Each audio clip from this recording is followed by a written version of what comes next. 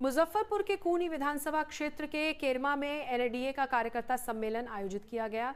सम्मेलन में पंचायती राज मंत्री केदार प्रसाद गुप्ता ने कार्यकर्ताओं को संबोधित करते हुए आगामी चुनावों में संगठन को मजबूत करने और प्रसाद ग्रांधी में बीजेपी पंचायतों में विकास के एजेंडे पर जोर देने की अपील की।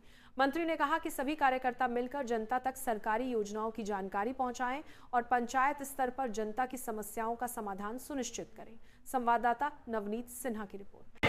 आज नेताओं की फेहरिस्त देखी जा रही है और क्या देखी जा रही है? लोकतंत्र में वोट की बात किया जाता है।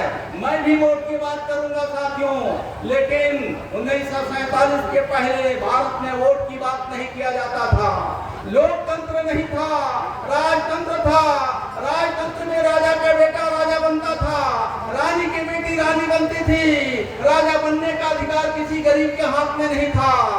लेकिन साथियों, मुझे बताते हुए खुशी हो रही है, सुभाष चंद्र बोस ने कहा था, ऐ देशवासी, तुम लोग खून दो, मैं तुम्हें आजादी दूंगा। देशवासियों ने खून दिया। हिंदू, मुस्लिम, सिख, ईसाई, पारसी, बौद्ध, जैन सभी समाज के लोगों ने अंग्रेजों के खिलाफ, मुगलों के खिलाफ लड़ाई लड़ी गई। अंग्रेज देश छोड़ के चला गया, देश आजाद हो गया।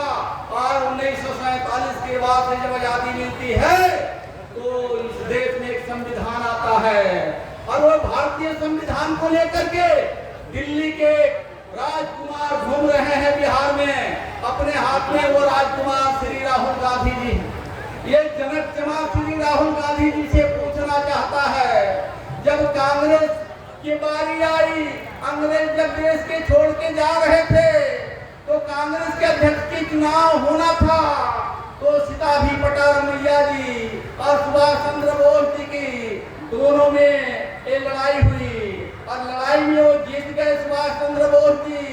महात्मा गांधी जी ने कहा कि सीता भी पटारमैया की हार मेरी हार है।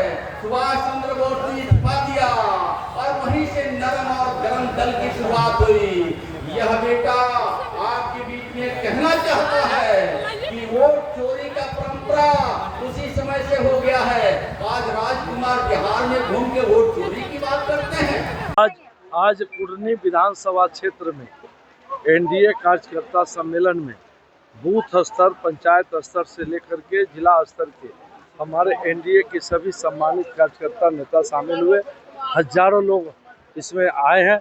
मैं आपके माध्यम से उनको धन्यवाद देता हूं, आभार प्रकट करता हूं कि आपने माननीय नरेंद्र भाई मोदी जी के नेतृत्व में, माननीय मुख्यमंत्री नीतीश कुमार जी के नेतृत्व में, माननीय उप मुख्यमंत्री सम्राट चौधरी जी, विजय सिन्हा जी के नेतृत्व में, डॉक्टर दिलीप जायसवाल जी के नेतृत्व में, चिराग पासवान जी के नेतृत्व में, जीतन राम मांझी जी के नेतृत्व में, उपेंद्र कुशवाहा जी के नेतृत्व में आपने विश्वास जता करके यह एनडीए गठबंधन को इस कार्यक्रम में आके मजबूत करने का किया है। और आपकी उपस्थिति ने यह बता दिया है कि एनडीए गठबंधन के उम्मीदवार को कमल छाप पर वोट देकर के जो 2025 पार का जो संकल्प है उसमें पुरानी भी एक कमल खिलेगा। आज किन मुद्दों पर विशेष रूप से चर्चा हुई?